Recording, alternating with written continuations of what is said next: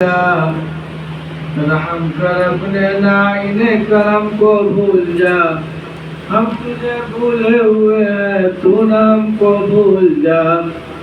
خلق کے رادے ہوئے دنیا کے ٹھکرائے ہوئے، خلق کے رادے ہوئے دنیا کے ٹھکرائے ہوئے، آئے ہیں اب تیرے در پہ ہاتھ پھیلائے ہوئے۔ خار ہیں بدکار ہیں، خار ہیں بدکار ہیں، ڈوبے ہوئے ذلت میں ہے۔ خار ہیں بدکار ہیں، ڈوبے ہوئے ذلت میں ہے۔ کچھ بھی ہے لیکن تیرے محبوب کی امت میں ہے، کچھ بھی ہے لیکن تیرے محبوب کی امت میں ہے۔ حق پرستوں کی اگر کی تو نے دل جوئی نہیں، حق پرستوں کی اگر کی تو نے دل جوئی نہیں، تانا دیں گے بدھ کے مسلم کا خدا کوئی نہیں۔ علم سے بڑھ کر کوئی دولت نہیں، علم سے بڑھ کر کوئی دولت نہیں، جہل سے بدتر کوئی آفت نہیں، جہل سے بدتر کوئی آفت نہیں۔ رتبہ آدم کو ملا اس علم سے، رتبہ آدم کو ملا اس علم سے، ورنہ خاک کی تو خاک بھی عظمت نہیں، ورنہ خاک کی تو خاک بھی عظمت نہیں۔ حضرات، اس مدرسے میں پہلے بھی میری حاضری ہو چکی ہے، اور یوں سمجھے کہ دل میں تو ہمیشہ حاضری ہوتی رہتی ہے، دل میں جسمانی طور پر سال میں ایک دو دفعہ تو آ ہی جاتا ہے۔ بچوں کا جو پروگرام مدارس میں ہوا کرتے ہیں اس کا اپنا ایک مقصد ہے۔ ہم جیسے بڑے بڑے اکابر علماء کو بلانے کا مقصد تقریر سنانا نہیں ہے، تقریر سننا، اس لیے کہ ہر جگہ تو تقریر سناتے ہیں آپ، یہاں آ کے سنیے۔ تو تقریر سنانے کے لیے اور تقریر کرنے کے لیے حاضری نہیں ہوئی تھی، بچوں کی تقریر سننے کے لیے، کہ آپ کی جو گاڑی کمائی اور محنت کی کمائی کے پیسے حضرت مفتی صاحب وصول کر کے لاتے ہیں اور اپنے قوم کے نونہالوں پر خرچ کرتے ہیں، تو کہاں تک اس میں کامیابی ہو رہی ہے، کہاں تک اس کو سینچ کر کے اس پیسے کو آگے بڑھا رہے ہیں، تو اس کا نمونہ پیش کیا جاتا ہے۔ ابھی جو بچے صبح 8 بجے سے لے کے 12 بجے تک، اب 12 بجنے کے بعد میں ویسے بھی نہیں بولتا، اس لیے کہ 12 جب بج جاتے ہیں تو سننے والوں کے بھی 12 بج جاتے ہیں، اور جب 12 بجنے کے بعد پھر کسی اور چیز کا انتظار ہونے لگتا ہے اور خواہش بھی ہونے لگتی ہے۔ تو اس لیے میں بہت ہی اختصار کے ساتھ دو چند باتیں عرض کر رہا ہوں، کیونکہ یہ موقع اور یہ وقت فرماتے ہیں آپ دیکھ لیجئے، آزادی کا موقع ہے، 15 اگست ہمارے اور آپ کے سامنے آنے ہی والا ہے، اور اس کا اظہار مختلف زاویے سے ہو رہا ہے۔ اب ہمارے جو بچے صبح 8 بجے سے لے کر ابھی تک تقریر کی ہے، میں نے کچھ بچوں کی تقریر سنی آزادی کے موضوع پر بھی، تو میں سمجھتا ہوں کہ اب آزادی کے اوپر مجھے بولنے کی قطعی ضرورت نہیں، اس لیے کہ ہمارے اکابر اور اسلاف کی جتنے کارنامے تھے، چاہے امبالہ ہو یا شاملی کا میدان ہو یا شیخ الہند ہو یا حاجی امداد اللہ مہاجر مکی ہو یا حضرت مولانا عبید اللہ سندھی ہو، حضرت مولانا حسین احمد مدنی ہو، اکثر اکابر کے سارے کارنامے بچوں نے اپنے مذاکرے اور تقریر کی شکل میں پیش کیا، اور ماشاءاللہ بہت اچھا پیش کیا۔ کیونکہ میرا جانا آنا بڑے مدارس میں بھی ہوتا ہے اور بڑے مدارس سے تعلق ہے، مجھے یاد آتا ہے کہ جو چھوٹے چھوٹے مدرسے ہیں اس میں جو ذمہ دار اور اساتذہ محنت کرتے ہیں، تو اس محنت کا ثمرہ کہاں تک پہنچتا ہے۔ میں نے سنا حضرت مولانا ارشد مدنی صاحب دامت برکاتہ سے کہ دارالعلوم دیوبند میں جو بچے شروع سے پڑھتے ہیں، یعنی فارسی اول، عربی اول کی کتاب ابتدائی سے پڑھتے ہیں، اور باہر سے جو چھوٹے چھوٹے ان مدارس سے پڑھ کے آتے ہیں، تو جب شورا کا مشورہ، شورا کی میٹنگ ہوئی اور تمام اساتذہ دارالعلوم کے جمع ہو گئے، تو حضرت نے ایک جملہ کہا، وہ جملہ سنانا چاہتا ہوں۔ فرمایا کہ دارالعلوم کے اساتذہ ناکام ہیں۔ کہا کیوں؟ اس لیے کہ چھوٹے چھوٹے مدارس سے، جو ملک کے مدارس سے بچے پڑھ کر آتے ہیں، اور ایک ہمارے مدرسے میں شروع سے جو بچے ہیں، تو وہ ان مدارس سے جو بچے چھوٹے چھوٹے مدرسوں سے آتے ہیں، وہی بچے دارالعلوم میں ممتاز ہو رہے ہیں اور سب سے اعلیٰ نمبر حاصل کر رہے ہیں۔ اس کا مطلب ہم ناکام ہیں، وہ کامیاب ہیں۔ اس لیے کہ اگر اعلیٰ نمبر لانا ہوتا تو ہمارے یہاں جو ابتدائی درجے سے پڑھا اور فارسی اول سے پڑھا، تو ان بچوں کو پورے دارالعلوم میں ممتاز ہونا چاہیے، اعلیٰ نمبر لانا چاہیے۔ لیکن میں اپنے علمی ضمانت کے ساتھ اور استاد محترم کی باتوں کو عرض کر رہا ہوں بختہ دلیل کے ساتھ کہ حضرت نے فرمایا کہ چھوٹے مدرسوں سے جو بچے آ رہے ہیں وہی ممتاز ہو رہے ہیں، وہی سب سے اعلیٰ نمبر حاصل کر رہے ہیں۔ آخر بات کیا ہے؟ اس کی وجہ یہ سمجھ میں آئی کہ یہاں 24 گھنٹہ بچوں کے اوپر استاد سوار رہتا ہے اور ذمہ دار سوار رہتا ہے، اور وہاں یونیورسٹی ہے۔ وہ بچے ہمارے کلاس سے جائیں گے، وہاں تو دور کی بات، ہمارے یہاں بھی آ جانا، جہاں دور حدیث تک کے بچے ہیں۔ میں کلاس میں جاتا ہوں، کلاس میں لیکچر دے کے اپنے کمرے میں آ گئے، تم جنت میں جاؤ، دوزخ میں جاؤ، ہم کو کوئی مطلب نہیں۔ اور یہاں رات سے لے کے 24 گھنٹہ، چاہے وضو کا مسئلہ ہو، کھانے کا مسئلہ ہو، سونے کا مسئلہ ہو، تعلیم کا مسئلہ ہو، ہر وقت ذمہ دار اور اساتذہ سوار رہتے ہیں۔ اس لیے جب تقریر بچے نے پیش کیا تو میرے دل میں بات آئی کہ اتنے خود بغویت نہ کہ عطار بغویت، یہ تو اپنی خوشبو خود بتاتی ہے۔ عطار کے کہنے اور دکانداروں کے کہنے کی ضرورت نہیں ہوتی۔ بڑے بڑے مدارس میں جتنی اچھی تقریر اور تیاری نہیں ہوتی، یہ بچے چھوٹے چھوٹے مدرسوں کے تیاری کر کے، اور یہی جب بڑے مدرسوں میں جاتے ہیں تو سب سے اعلیٰ نمبر اور سب سے ممتاز اسٹوڈنٹ اور طالب علم ہوتے ہیں۔ یہ ان کی جافہ کشی اور ان کی محنت اور ان کی لگن اور ان کے اخلاص کی برکت۔ اس لیے چھوٹے مدرسوں کو چھوٹا نہ سمجھا جائے۔ الشاۃ نظیفۃ والفیل جیفہ، چھوٹی چیزیں بہت قیمتی ہوتی ہے، پاک صاف ہوتی ہے، اس لیے اس کی قدر ہم کو کرنا چاہیے۔ میں صرف ایک بات یہ عرض کرنا چاہتا ہوں عزیز طلبہ سے، خاص طور سے، کہ ہندوستان کی آزادی یا موجودہ ہندوستان، یہ جو مزہ ما مزہ جو ہوا سو ہوا، کبھی کبھی بڑوں سے بھی غلطیاں ہوتی ہیں، لیکن ہم بڑوں کی غلطی کو غلطی نہیں کرتے، اس لیے کہ ہم نے پڑھا بچپن سے آج تک خطا بزرگا خطا، بڑوں کی غلطی پکڑنا بھی غلطی ہے، اس لیے بڑوں کی غلطی کو ہم تسامح سے تعبیر کرتے ہیں۔ ہندوستان آزاد ہوا، اس کی تقسیم ہوئی، کیا صورت، لیکن ہمارے اکابر میں اصل میں اخلاص تھا، جو کام کیا صرف اللہ کی رضا خوشنودی کے لیے، منصب، عہدہ، چاہت اور ان سبوں کی کوئی لالچ اور حرص نہ رہی۔ یہی ہمارے لحاظ سے چوک ہوئی۔ اگر یہ بھی اس وقت منصب چاہتے، عہدہ چاہتے اور اپنے حقوق کو دائر کرتے تو شاید آج ہماری یہ نوبت نہ آتی۔ اس لیے میں یہ کہا کرتا ہوں کہ عزیز طلبہ، اب تو ہندوستان آپ ہیں، اس لیے کہ آگے جو نسلیں آنے والی ہیں ان کے ساتھ پھر ہندوستان کو آزاد ہونا ہے، ظلم سے آزاد ہونا ہے، معصیات سے آزاد ہونا ہے، برائیوں سے آزاد ہونا ہے،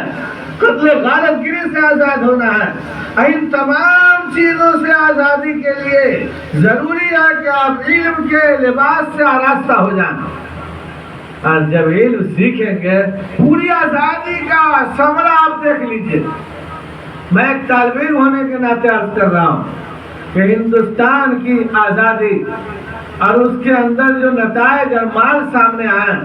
سب کا محاصل اور نچوڑ دیکھا جائے تو شاہ عبدالعزیز محدث دہلوی رحمۃ اللہ علیہ، اگر 1857 میں حضرت شاہ عبدالعزیز محدث دہلوی رحمۃ اللہ علیہ جہاد کا فتویٰ نہ دیتے تو پھر یہ اسپرٹ پیدا نہ ہوتا، اور پھر آج جو انگریز کے پنجے سے اس کے ظلم و استبداد سے جو ہندوستان آزاد ہوا یہ آزادی نہ ہوتی تو تمام آزادی کا صحرا اور اس کا نتیجہ اور مال اگر دیکھا جائے تو شاہ عبدالعزیز محدث دہلوی رحمۃ اللہ علیہ جو ابن ہے شاہ ولی اللہ محدث دہلوی رحمۃ اللہ علیہ کے ان کے سر پہ جاتا ہے۔ یہ بوریا نشینی مدارس میں، خانقاہوں میں، جنگلوں پر، ٹاٹوں پر اور جھوپڑیوں میں بیٹھنے والے جو سب تعلیم دیا کرتے تھے اپنے بچوں کو، جب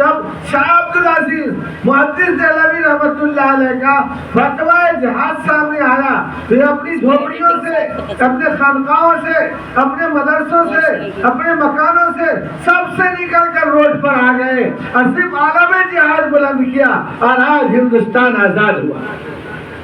میں عرض یہ کرنا چاہتا ہوں کہ جیسے شاہ عبدالعزیز محدث دہلوی رحمۃ اللہ علیہ اپنے علم سے آزاد آراستہ ہو گئے، پاراستہ ہو گئے، اور وقت اور حالات جیسا بھی آیا حضرت شاہ صاحب نے اس کا مقابلہ اور اس چیلنج کا مقابلہ کیا۔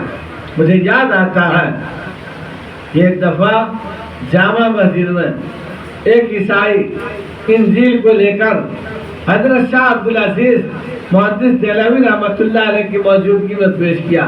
اور جامع مسجد کے اندر یہ چیلنج کیا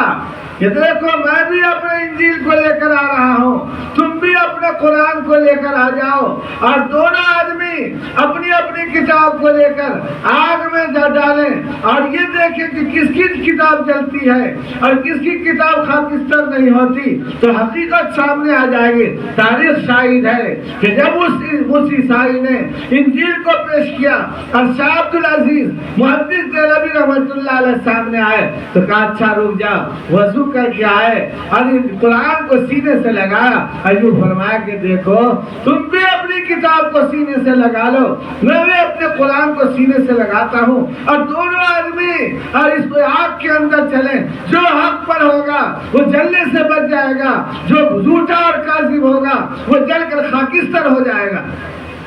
تاریخ شاہد ہے کہ جب حضرت شاہ عبدالعزیز محدث دہلوی رحمۃ اللہ علیہ نے اس چیلنج کا اس انداز سے جواب دیا تو انگریز آہستہ سے نکلا، اس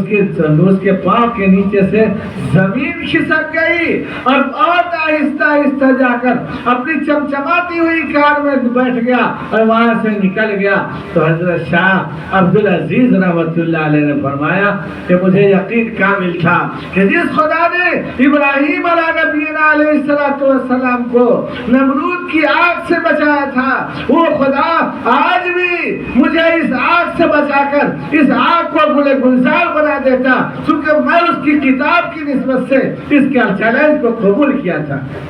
مجھے عرض یہ کرنا ہے کہ اگر آپ عزیز طلبہ علم سے آراستہ ہو جائیں گے تو دنیا میں جیسا بھی مقابلہ آئے گا، چاہے ظلم کا ہو یا قتل و غارت گری کا ہو یا معصیات کا ہو یا برائیوں کا ہو، جس طرح کا بھی ہوگا تمام چیلنجوں کا مقابلہ آپ ہی کریں گے۔ اس لیے میں تو ہندوستان کو سمجھتا ہوں، آپ بھی ہندوستان ہو مستقبل کے، اس لیے کہ آج آپ جس صورت و شکل میں چھوٹے موٹے ننھے منھے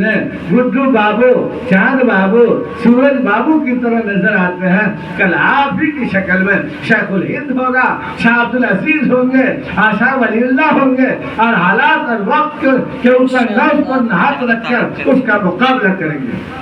مجھے یاد آتا ہے کہ شاہ عبدالعزیز محدث دہلوی رحمۃ اللہ علیہ روزانہ قرآن کریم کی تفسیر بیان کیا کرتے تھے، کہاں فرماتے ہیں جامع مسجد کے اندر، اور وہاں ایک بات سی عرض کر رہا ہوں شاید آپ کو زندگی کے گوشوں میں کام آئے۔ حضرت نے قرآن کا تفسیر اور درس دیا کرتے تھے۔ ایک روز اتفاق سے ایک طالب علم کو آنے میں کچھ تاخیر ہو گئی کیونکہ آج جیسا سسٹم نہیں تھا اس وقت کہ ایک ہی جگہ بیٹھ جائیں، ناشتہ بھی، چائے بھی، کھانا بھی، بلکہ کوئی کسی مسجد میں، کوئی کہیں رہتا ہے، وقت متعین ہوتا تھا 8 بجے 10 بجے، سب اپنی اپنی مصروفیتوں کو چھوڑ کر یہاں آ کر کلاس لیتے۔ یہ سسٹم یہ آسانی سہولت نہیں۔ ایک طالب علم آ رہا تھا، آنے کے وقت ماشاءاللہ وضع کرتا شاہ عبدالعزیز رحمۃ اللہ علیہ کے شاگرد، کیا کہنا، کسی نے کہا اچھا ہمارے گھر میں کسی کی طبیعت خراب ہے، بچے بابو آپ مولانا صورت شکل سے آپ بچے کو پھونک دیجئے، تھوڑا جھاڑ دیجئے، کچھ پڑھ کے دم کر دیجئے۔ تو بچہ بہت بھولا بھالا تھا، عمر دراز تھا، 18-20 سال کا، قرآن کا طالب علم تھا، قرآن کا اسٹوڈنٹ تھا، اس کے یہاں چلا گیا۔ وہ پھونکنا کیا تھا، دم کرنا کیا تھا، اس کی نیت خراب تھی۔ اس نے کہا نہیں میں تو تمہارے ساتھ کچھ اور معاملہ، اس نے محسوس کر لیا۔ اب جب کوئی راستہ معصیت اور برائی سے بچنے کا نہ بنا تو وہ طالب علم کیا بولا، اچھا مجھے ٹوائلٹ سے آنے دیجیے، ٹوائلٹ سے آتا ہوں۔ ٹوائلٹ میں گیا، اب پوری غلاظت اور گندگی کو لے کر اپنے پورے جسم میں لگا دیا، اور اس کو لگانے کے بعد جب باہر آیا تو اس لیڈیز نے کہا کہ اچھا میں نہیں سمجھتا تو ہوں کہ تم اتنے بڑے کمینے اور گندے انسان ہو، جلدی نکلو۔ وہاں سے جب وہ نکل کر آیا تو وہاں کلاس شروع ہو گیا تھا۔ وہ طالب علم آیا اسٹوڈنٹ، اور غسل خانے میں گیا، غسل کیا، کپڑا دھویا، اب پھر جب کلاس میں آیا تو کافی سبق نکل چکا تھا، پیچھے سے بیٹھ گیا۔ بیٹھنے کے بعد بیٹھتے ہی وہاں ایسا محسوس ہوا کہ جنت الفردوس، مشک و گلاب جیسی خوشبو پورے کلاس اور پورے روم میں معطر ہو گیا۔ حضرت شاہ صاحب نے پوچھا کہ بھائی کون اتنا تیز عطر لگا کر آیا ہے؟ سب نے ڈھونڈا، آگے پیچھے دائیں بائیں اوپر نیچے دیکھا، ایک طالب علم نے یوں کہا کہ یہ طالب علم بعد میں آیا ہے جو پیچھے بیٹھ گیا ہے، یہ عطر خوشبو لگا کر آیا ہے۔ حضرت شاہ عبدالعزیز محدث دہلوی رحمۃ اللہ علیہ نے اس طالب علم کو بلایا اور پوچھا کہ اتنا تیز، اتنا عمدہ خوشبو تم کہاں سے لا اور کیسے لگا؟ تو اس طالب علم نے روت آنکھ سے آنسو گرا اور یوں کہا حضرت میں نے کوئی خوشبو نہیں لگایا ہے اور کوئی مشک نہیں لگایا ہے، بات اصل میں یہ ہے، پورا ماجرا کا سنایا۔ بات یہ ہے کہ میں چلا گیا تھا کسی فندے میں، اللہ کو بچانا تھا، وہ تدبیر میں نے اپنائی اور غلاظت کو اپنے جسم میں لگا لیا، آج غسل کر کے بھی آیا، صابن لگا کر بھی آیا، لیکن اب میرے بدن سے بدبو کے بجائے خوشبو آ رہی ہے۔ میں جس راستے سے گزر رہا ہوں وہی خوشبو، جس روم میں آ جاؤ وہی خوشبو، جس کلاس میں بیٹھ جاؤ وہی خوشبو، اب تو مشک و گلاب بھی فیل ہو رہا ہے۔ حضرت نے فرمایا یہ گناہ سے بچنے اور قرآن کی خوشبو جو جنت میں آئے گی وہ خوشبو ہے۔ اسی دن سے اس اسٹوڈنٹ اور طالب علم کا نام ہو گیا کیا؟ خواجہ مشکی۔ خواجہ مشکل، جس راستے سے گزر جائے، جس شاہ راہ سے گزر جائے، جس روڈ سے گزر جائے، جس گلی سے گزر جائے، خوشبو ہی خوشبو آتی رہی۔ میں عرض کرنا یہ چاہتا ہوں کہ جب آپ گناہوں سے بچیں گے تو یقین جانیے پھر آپ کے جسم میں قرآن والی خوشبو آئے گی، جنت والی خوشبو آئے گی۔ اس لیے معصیات اور برائیوں کو چھوڑ دیجیے۔ مجھے یاد آتا ہے کہ حضرت امام شافعی رحمۃ اللہ علیہ نے اپنے استاد سے شکایت کیا تھا، شکوت الی وکیع سوء حفظ فاوصانی الی ترک المعاصی لان العلم نور من الہ ونور اللہ لا یؤتی لعاصی، کہ دیکھیے مجھے یاد نہیں ہوتا، تو استاد نے کہا کہ دیکھو گناہوں کو چھوڑ دو، اس لیے کہ علم اللہ کا نور ہے، اللہ کا نور گنہگاروں کو حاصل نہیں ہوتا۔ اس لیے آپ کو رب العالمین نے منتخب کیا ہے ہندوستان کی آزادی کے لیے۔ ہم تو چلے جائیں گے، آپ کی عمر آئے گی، انشاءاللہ آپ کے ہاتھوں ہندوستان آزاد ہوگا اور اس انداز سے آزاد ہوگا جیسا آپ چاہتے ہیں، اور ایسا نظام ہوگا جیسا نظام رب کائنات اور اس کے محبوب آقائے کو جہاں تاجدار مدینہ احمد مصطفیٰ محمد مصطفیٰ رحمت للعالمین رسول عربی صلی اللہ تعالی علیہ وسلم کی چاہت اور آپ کے چاہنے والوں کی چاہت ہوگی، اس انداز سے انشاءاللہ ثم انشاءاللہ نظام قائم ہوگا۔ ضرورت اس بات کی ہے کہ آپ اپنے وقت کی قیمت کو سمجھیں، قدر کو سمجھیں اور صحیح وقت پر استعمال کریں۔ اس لیے میں تو طالب علم کو، پڑھنے والوں کو زیادہ نہیں کہا کرتا ہوں کہ خوب تسبیح میں لگو، اس دعا میں لگو، زیادہ آپ اپنا وقت علم میں لگائیں۔ ایک آدمی نے کہا کہ مولانا صاحب ہمارے مدرسے میں آیا اور کہا کہ دیکھیے مغرب کی نماز پڑھتے ہیں تو بچے 3 رکعت فرض اور 2 رکعت سنت پڑھ لیتے ہیں، نفل چھوڑ دیتے ہیں، تو اس لیے بچوں کو نوافل اور عبادات کی جانب آپ اس کو راغب کیجیے۔ تو ہم نے کہا اس میں آپ دخل نہ دیجیے، اس لیے کہ 2 رکعت نفل پڑھیں گے اور 2 رکعت نفل کے جگہ پر اگر ایک آیت یاد کر لیں گے تو میں سمجھتا ہوں کہ وہ 2 نفل سے یہ ایک آیت زیادہ بہتر ہے۔ اس لیے کہ میں بھی طالب علم ہوں، رب کائنات کے محبوب عقائد و جہاں صلی اللہ علیہ وسلم کی حدیث کا مجھے یاد آتا ہے کہ یہ روایت حضرت ابو ذر رضی اللہ تعالیٰ عنہ سے ہے کہ عقائد و جہاں صلی اللہ علیہ وسلم نے حضرت ابو ذر رضی اللہ تعالیٰ عنہ سے فرمایا یا ابا ذر یا ابا ذر یا ابا ذر لن تغدو فتعلم آیۃ من کتاب اللہ خیر لک ان تصلی 100 رکعۃ۔ کیا ابو ذر تم صبح کرو اور قرآن کریم کی اللہ کی آیت کی ایک آیت، کتاب اللہ کی ایک آیت اگر تم سیکھ لیتے ہو تو تمہارے لیے خیر لک ان تصلی 100 رکعۃ، تمہارے لیے 100 رکعت نفل سے بہتر ہے۔ اور آگے تو اور کلیئر کر دیا آقا نے، یا ابا ذر یا ابا ذر لن تغدو فتعلم بابا من العلم فتعلم بابا من العلم خیر لک ان تصلی 1000 رکعۃ۔ کیا ابو ذر تم صبح کرو اور رب کائنات کی مقدس کتاب سے ایک باب اگر سیکھ لیتے ہو تو تمہارے لیے 1000 نفل پڑھنے سے بہتر ہے۔ اس لیے میں کہا کرتا ہوں کہ اپنا قیمتی وقت آپ تعلیم پر لگائیں، اور تعلیم کیسے آئے گی میں آپ کو بتاؤں کہ بھائیوں کے ادب و احترام سے، اساتذہ کے ادب و احترام سے، مدرسے کی تمام ضروریات کا خیال کرنے سے اور ذمہ داران کے خیال کرنے سے، وقت کی نزاکت کو، ورنہ ایک وقت آنے والا ہے کہ اگر یہ بچے اگر مدارس والے اگر محنت نہیں کریں گے تو پھر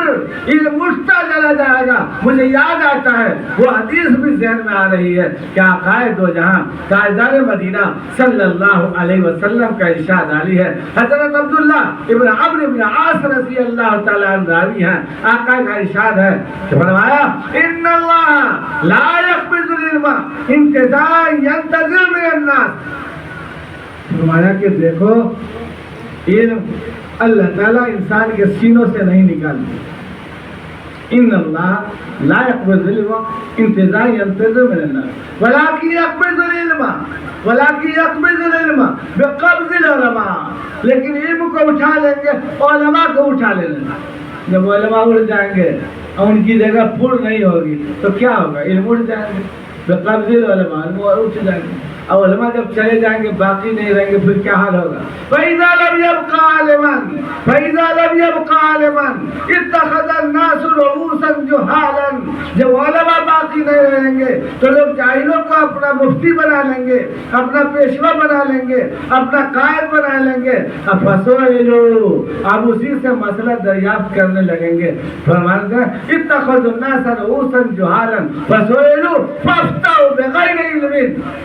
بغیر علم کے فتویٰ صادر کر دیں گے۔ نتیجہ کیا ہوگا؟ فَأَضَلُّوا وَأَضَلُّوا، خود بھی گمراہ ہوں گے، دوسروں کو بھی گمراہ کریں گے۔ اس لیے عزیز طلبہ آپ پر بڑی ذمہ داری ہے، اس لیے ہندوستان کو آزاد کرنا ہے اور ہندوستان کو سنوارنا ہے تو مستقبل کے ہندوستان آپ ہی ہیں۔ اس لیے رب کائنات سے میری دعا ہے کہ ذمہ داران کو، اساتذہ کو اخلاص پیدا فرمائے اور آپ کو وقت کی قدردانی کی توفیق عنایت فرمائے۔ وآخر دعوانا